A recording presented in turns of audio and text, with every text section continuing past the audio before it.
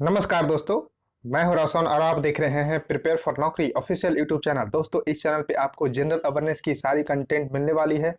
तो सबसे पहले इस चैनल को सब्सक्राइब करके बेल आइकन को जरूर प्रेस कर लीजिए। फिलहाल आप लोग देख रहे हैं एचएल में जो रिक्रूटमेंट के लिए है डिजाइन ट्रेनिंग और मैनेजमेंट ट्रेनिंग का, उसका लेक्चर नंबर 46 है। इससे पहले के लेक्चर आप नहीं देख पाए हैं तो प्लेलिस्ट में जाइए, डिस्क्रिप्शन में लिंक मिल जाएगा, वहां से देखिए, देखना है और अपना नोट्स भी साथ में बनाते चलना है। एग्जाम पोस्टपोन हुआ है लेकिन आप लोग अपना स्टडी को पोस्टपोन नहीं करिए, आप लोग अपना स्टडी कंटिन्यू रखिए और जो है उसको रेगुलर रिवाइज करते रहिए। पीडीएफ आपको हमारे टेलीग्राम चैनल पे मिल जाएगा। 25 लेक्चर तक का पीडीएफ आपको इस टेलीग्राम चैनल पे मिल गया है आंसर के साथ, तो उसको डाउनलोड करके भी रिवीजन कर सकते हैं।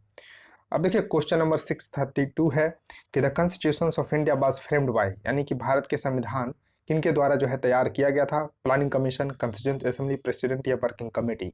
तो इसका करेक्ट आंसर होगा बी, कॉन्स्टिट्यूंट असेंबली के द्वारा जो है संविधान को तैयार किया गया था। और देखिए संविधान को बनाने में 2 वर्ष 11 महीना और 18 दिन, यानी कि तकरीबन आप बोल सकते हैं कि 3 साल लग गए थे। ऐसे एग्जैक्ट आपको रखना है 2 साल 11 मंथ और 18 डेज। तो इस तरह से आप लोग ध्यान रख सकते हैं, वेरी वेरी इंपॉर्टेंट है। क्वेश्चन है कि first Indian to score a triple century in test cricket. Test cricket में 13 शतक लगाने वाले पहले भारतीय कौन है? तो देखिए टेस्ट क्रिकेट में जो हाईएस्ट रन इंडिविजुअल है वो 400 रन का है, वो वेस्ट इंडीज के ब्रायन लारा का रिकॉर्ड है। लेकिन अगर भारतीय की बात करते हैं तो वो है वीरेंद्र सहवाग। तो वीरेंद्र सहवाग फर्स्ट इंडियन है जो ट्रिपल सेंचुरी लगाए हैं और उनका हाईएस्ट स्कोर भी है 319 रन।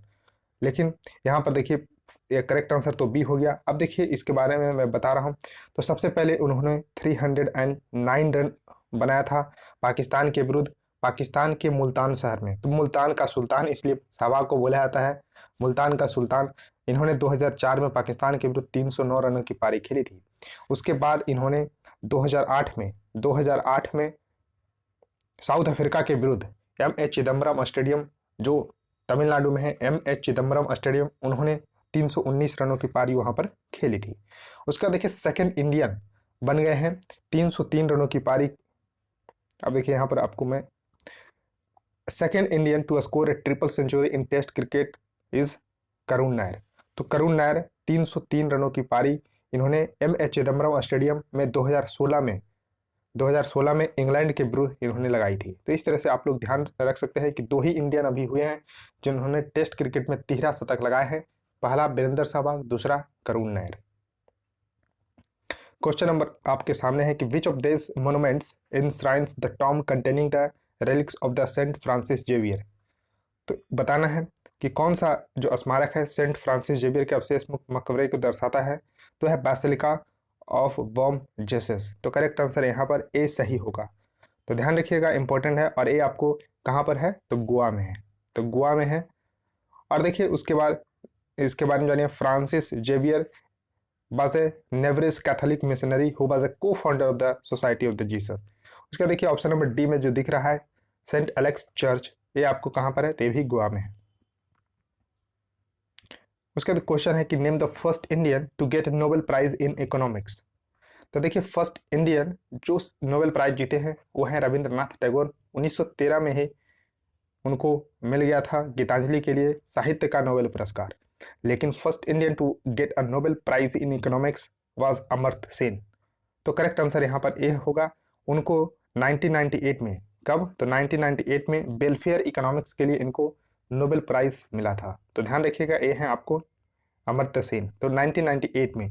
और देखिए 2019 में जो भारतीय मूल के अभिजीत बनर्जी हैं उनको भी उनकी पत्नी, क्या आप बता सकते हैं कौन कौन लोगों को? मैंने बताया कि अभिजीत बनर्जी को मिला था, उनके साथ उनकी पत्नी और एक और पर्सनालिटी, यानी कि कुल मिलाकर 3 लोगों को मिला था 2019 का। क्योंकि वो इंडिया से रिलेटेड हैं तो आप लोग उनको ध्यान रखिएगा किसके लिए मिला था, ये जाकर आपको पढ़ना है।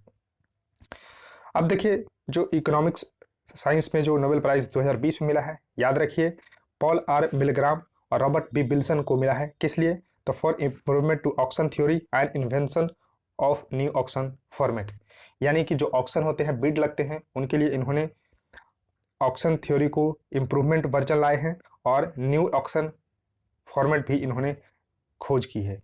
तो पॉल आर मिलग्राम और रॉबर्ट बी विल्सन को 2020 के लिए इकोनॉमिक्स का नोबेल प्राइज मिला है। उसके बाद देखिए नोबेल प्राइज इन फिजिक्स भी आप याद रख लीजिए, तो रोजर पेनरोज, उसके बाद रेनहार्ड गेंजल और एंड्रिया गेज को मिला है prize, Nobel prize in physics.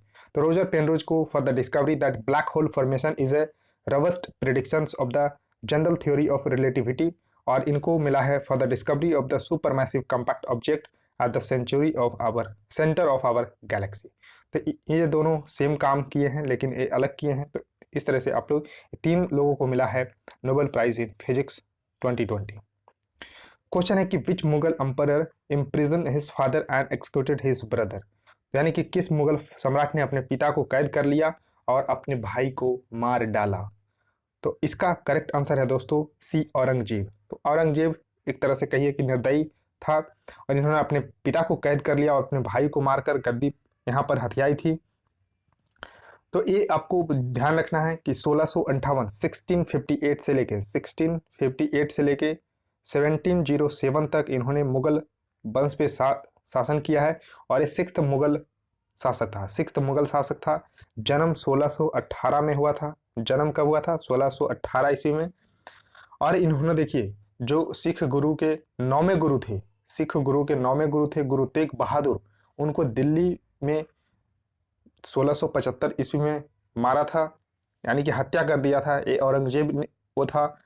तो और दिल्ली में जो शीश महल जो गुरुद्वारा है तो गुरु तेग बहादुर को ही समर्पित है। तो इस तरह से दोस्तों आप याद रख सकते हैं कि ये क्रूर शासक था।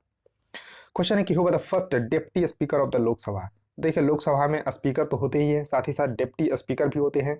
लेकिन आपको मैं बता दूं कि जो 70th लोकसभा जो चल रही है, जो 2019 में शुरू हुई है, वहाँ पर डिप्टी स्पीकर की पोस्ट जो है वैकेंट है, यानी कि डिप्टी स्पीकर की पोस्ट जो है वैकेंट है।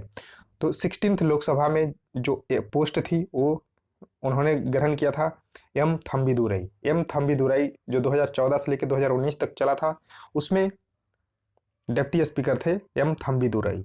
लेकिन यहाँ पर आपसे पूछा है कि first deputy speaker of the Lok Sabha, तो वो कौन थे? तो एम अनंत सैनम अयंगर। तो करेक्ट आंसर यहाँ पर सी होगा, M Ananthasayanam Ayyangar first deputy speaker Lok Sabha के थे।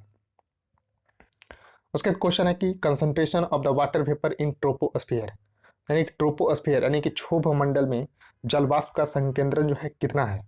तो देखिए 0 से 4% के आसपास है। तो करेक्ट आंसर यहाँ पर ए होगा। अब देखिए जो एटमॉस्फेयर का लेयर है आप लोग याद रखिए। देखिए ट्रोपोस्फियर क्षोभ मंडल इसी को बोलते हैं, स्ट्रेटोस्फियर, मेसोस्फियर, थर्मोस्फियर और एक्सोस्फियर। क्वेश्चन है कि स्प्रिंग टाइड्स अकर व्हेन, यानी कि बसंत ज्वार जो होता है कब होता है? जब मून, सन और earth are in the same line, जब एक ही लाइन में तीनों होते हैं, चंद्रमा, सूर्य और पृथ्वी। तो इस तरह से आप देख सकते हैं चंद्रमा हो गया, पृथ्वी हो गया और सन, जब एक ही लाइन में हो गए तो स्प्रिंग टाइड्स अकर होता है। तो करेक्ट आंसर यहाँ पर ए होगा। तो ध्यान रखिएगा कि बसंत ज्वार तभी होता है जब चंद्रमा, पृथ्वी और सूर्य एक ही लाइन में होते हैं। क्वेश्चन है कि Humayun tomb was built bye, यानी कि हुमायूं का मकबरा किनके द्वारा बनाया गया था? तो ये आपको बहुत ही इंपॉर्टेंट है, इसको ध्यान रखिएगा। तो देखिए इसको हुमायूं की जो फर्स्ट वाइफ थी हमीदा बानो बेगम, इन्हीं के द्वारा ये बनाया गया था। करेक्ट आंसर यहाँ पर बी होगा, हमीदा बानो बेगम के द्वारा हुमायूं टॉम जो है बनाया गया था। ये आपको दिल्ली में है, तो दिल्ली में है। और इसके आर्किटेक्ट हैं मिराक मिर्जा गिनात और सैयद मोहम्मद। ये आपको खूबसूरत जो हुमायूं का मकबरा दिख रहा है तो इन्हीं के द्वारा आर्किटेक्ट किया गया है, यानी कि आर्किटेक्चर यही है। तो इस तरह से आप लोग ध्यान रख सकते हैं कि Humayun tomb was built by Hamida Banu Begum. और देखिए ये यूनेस्को वर्ल्ड हेरिटेज साइट है, दिल्ली में लोकेटेड है। यूनेस्को वर्ल्ड हेरिटेज साइट है 1993 से वर्ल्ड हेरिटेज साइट लिस्ट में शामिल है। क्वेश्चन है कि हुआ the first Indian chief election commissioner, यानी कि पहला भारतीय मुख्य चुनाव आयुक्त कौन था? तो देखिए ये इंपॉर्टेंट इसलिए हो जाता है क्योंकि अभी अभी मुख्य जो इलेक्शन कमिश्नर है, चुनाव आयुक्त है, उनका नियुक्ति हुआ है। तो इस तरह से आप लोग ध्यान रख सकते हैं। तो फर्स्ट चीफ इलेक्शन कमिश्नर थे दोस्तों, वो थे सुकुमार सेन। तो करेक्ट आंसर यहाँ पर बी सही होगा। तो ध्यान रखिएगा, इंपॉर्टेंट है। अब देखिए चीफ इलेक्शन कमिश्नर के बारे में जानिए। अभी जो 13 अप्रैल से, देखिए लेटेस्ट है, 13 अप्रैल से सुशील चंद्रा 24वें नंबर के चीफ इलेक्शन कमिश्नर बन गए हैं और इनकी नियुक्ति अपॉइंटमेंट करते हैं प्रेसिडेंट ऑफ इंडिया 6 साल के लिए या फिर 65 साल, इन दोनों में जो पहले आ जाता है उनके बाद ये रिटायर कर जाते हैं। तो ध्यान रखिएगा 6 साल या 65 साल, एक क्वेश्चन कई बार आ चुके हैं कि चीफ इलेक्शन कमिश्नर का टेन्योर कितना होता है। तो 6 साल या 65 साल, 65 साल उम्र इनकी होनी चाहिए या फिर 6 साल इनकी कार्य जो किए हैं ऐसे ऐसे चीफ इलेक्शन कमिश्नर, तो ये रिटायर कर जाएंगे। तो ध्यान रखिएगा, इंपॉर्टेंट है। क्वेश्चन है कि from which monuments Gautam Buddha propagated his divine knowledge of the Buddhism to the world. किस स्मारक से गौतम बुद्ध ने बौद्ध धर्म के अपने दिव्य ज्ञान को दुनिया में फैलाया? तो यह महाबोधि टेम्पल कॉम्प्लेक्स जो कि बोध गया बिहार में स्थित है। तो ये खूबसूरत जो आप देख रहे हैं कॉम्प्लेक्स है, महाबोधि टेम्पल के नाम से प्रसिद्ध है, ये बोध गया बिहार में है। तो इसको ध्यान रखिएगा, इंपॉर्टेंट है। और देखिए गौतम बुद्ध के ज्ञान की प्राप्ति बोध गया में ही हुई थी, तो ध्यान रखिएगा, इंपॉर्टेंट है। और किस नदी के किनारे? तो निरंजना नदी के तट पर हुआ था, तो ध्यान रखिएगा। और पहला इन्होंने जो उपदेश दिया था वो सारनाथ में दिया था। क्वेश्चन है कि the great smoke of the 1952 was severe air pollution event which affected, यानी कि किस शहर को अफेक्ट किया था 1952 में ग्रेट स्मोक से? देख सकते हैं कि कुछ भी नहीं दिख रहा है, तो ऐसी स्थिति आ गई थी लंदन की। तो करेक्ट आंसर दोस्तों यहाँ पर बी होगा, लंदन की, लंदन की। और यहाँ पर देखिए इंपॉर्टेंट है क्योंकि यहाँ पर इस एयर पोल्यूशन के कारण ऑफिशियल जो डेटा है उसमें 4000 लोगों की मृत्यु हो गई थी, 4000, लेकिन ऐसा बताया जा रहा है कि 12 से 15,000 लोग इस जो एयर पोल्यूशन के कारण जो है मौत के घाट में गए थे। तो इस तरह से आप लोग ध्यान रख सकते हैं कि great smoke of the 1952 was severe air pollution event affected London. अब देखिए सेंट्रल पोल्यूशन कंट्रोल बोर्ड जो इंडिया में है वो एयर क्वालिटी स्टैंडर्ड को मेंशन करता है कि अगर एयर क्वालिटी स्टैंडर्ड इतना है जो इंडेक्स के रूप में, तो वहाँ का जो कैटेगरीज है वो इस तरह से माना जाता है। तो देखिए 0 से अगर 50 एक QI है तो गुड माना जाता है, 51 से लेके 100 तक है तो सेटिस्फैक्ट्री, 101 से लेके 200 तक है तो मॉडरेट, 201 से लेके अगर 300 तक हो जाता है तो पुअर, 301 से लेके अगर 400 हो जाता है तो वेरी पुअर, और 401 से 500 हो जाता है तो सेवियर। तो इस तरह से categories central pollution control board CPCB ने बना रखा है, तो इसको ध्यान रखिएगा। डिफरेंट शहर, तो देखिए दिल्ली जो शहर है वो मोस्टली आपको 300 से ऊपर ही कैटेगरी में दिखता है या फिर 400 के आसपास। तो इस तरह से आप लोग ध्यान रख सकते हैं, इंपॉर्टेंट है। अब क्वेश्चन है कि Adolf Hitler committed suicide in, यानी कि जो एडल्फ हिटलर वो किस साल सुसाइड किया था? तो करेक्ट आंसर यहाँ पर डी होगा, 1945 में। तो देखिए सेकंड वर्ल्ड वार चल ही रहा था, तो इस तरह से इन्होंने जो है सुसाइड कर लिया था, तो ध्यान रखिएगा, इंपॉर्टेंट है। तो 30 अप्रैल 1945 को इन्होंने बर्लिन में सुसाइड कर लिया था। तो इस तरह के अब ध्यान रख सकते हैं, ये है एडल्फ हिटलर। और ये नाजी पार्टी के नेता थे, तो नाजी जर्मनी में जो नाजी पार्टी था उसके नेता थे हिटलर, ध्यान रखिएगा, इंपॉर्टेंट है। अब देखिए जर्मनी को मैप में देखिए, तो जर्मनी की जो कैपिटल, तो इन्होंने जो कैपिटल में ही इन्होंने जो है सुसाइड किया था। और देखिए करेंसी है यूरो, और इस तरह से देख सकते हैं इसके एक तरफ जो है बाल्टिक सी इधर दिख रहा है और इधर नॉर्थ सी है, ऊपर आपको डेनमार्क है, Netherland, Belgium, Luxembourg, France, Switzerland, Austria, चेक रिपब्लिक। तो इस तरह से आप लोग पोलैंड, इस तरह से आप लोग याद रख सकते हैं। अब क्वेश्चन है कि how many seats are reserve for the representatives of the schedule caste and the schedule tribes in the Lok Sabha? तो इंपॉर्टेंट है दोस्तों, तो इसका करेक्ट आंसर होगा 131। देखिए मैं इसको समझाता हूँ। जो लोकसभा में टोटल 552 स्ट्रेंथ है मैक्सिमम, लेकिन अब यहाँ पर 552 ना रहकर 550 हो गया है। अभी 550 मैक्सिमम स्ट्रेंथ हो गया है। क्यों? तो देखिए इसके बारे में मैं बताता हूँ।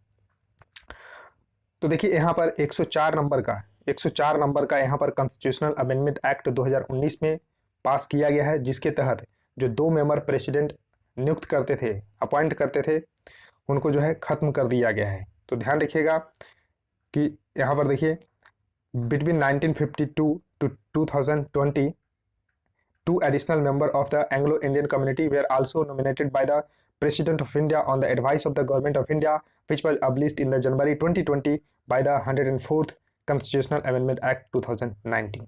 तो Lok Sabha has a sitting capacity of 550, तो मैक्सिमम स्ट्रेंथ यहाँ पर 550 हो गया है। लेकिन अभी आपको कितना स्ट्रेंथ देखने को मिला है? तो 543 स्ट्रेंथ है, 543 स्ट्रेंथ है। तो इस तरह से आप लोग ध्यान रख सकते हैं, इंपॉर्टेंट है। अब देखिए 543 में रिजर्वेशन है, तो एससी के लिए यहाँ पर अगर एससी की बात करते हैं तो 84 रिजर्व सीट है, और एसटी के लिए यहाँ पर आपको 47 रिजर्व सीट है। तो जी हाँ दोस्तों, सिर्फ जॉब में ही नहीं बल्कि देखिए एम्पावर करने के लिए एससी एसटी कम्युनिटीज़ को लोकसभा सीटों में भी रिजर्वेशन दिया गया है, ताकि मैक्सिमम रिप्रेजेंटेशन उस कम्युनिटी को भी देखने को मिलेगा। तो इस तरह से ध्यान रख सकते हैं। अब देखिए दोनों को ऐड करेंगे तो 131 आ जाएगा। तो एससी एसटी को मिलाकर 131 सीट्स रिजर्व है इन लोकसभा, और अगर सेपरेट पूछा जाए तो एससी का 84 और एसटी का 47 सीट रिजर्व है इन लोकसभा। तो आपको क्लियर हो गया होगा, इंपॉर्टेंट है, ध्यान रखिएगा। क्वेश्चन है कि the term birdie is related to which game. तो वर्डी देखिए आप देख रहे हैं एक गोल्फ से संबंधित है, तो करेक्ट आंसर यहाँ पर होगा एक गोल्फ। तो गोल्फ से संबंधित है वर्डी टर्म, इंपॉर्टेंट है, ध्यान रखिएगा। उसका देखिए क्वेश्चन नेक्स्ट है कि which among the following is not a folk dance from the Kerala. देखिए केरला से संबंधित इनमें से जो दिए गए ऑप्शन में से कौन सा फोक डांस जो है वो केरल से नहीं है। तो देखिए कथकली केरल का तो शास्त्रीय डांस है, तो क्लासिकल डांस है, ये फोक डांस नहीं है, क्लासिकल डांस है। तो ये आप ध्यान रख सकते हैं, इंपॉर्टेंट है। उसका देखिए थुलल, ये फोक डांस है केरल का। उसका देखिए काई कोटिकली, ये भी केरल का फोक डांस है। लेकिन जो यहाँ पर छपेली है, जो ऑप्शन नंबर डी, एक करेक्ट आंसर यही होगा इस क्वेश्चन का। ये डांस फॉर्म केरल से नहीं है बल्कि ये यूपी से था, लेकिन अभी उत्तराखंड में भी है। तो यानी कि दो राज्य का है, यूपी और उत्तराखंड का। तो इस तरह से इंपॉर्टेंट है कि छपेली उत्तराखंड और उत्तर प्रदेश का फोक डांस है। तो इस तरह से इंपॉर्टेंट है। तो देखिए दोस्तों ये सीरीज इसी तरह से कंटिन्यू चलती रहेगी जब तक 1000 क्वेश्चन नहीं हो जाते हैं, क्योंकि एग्जाम डिले हुआ है।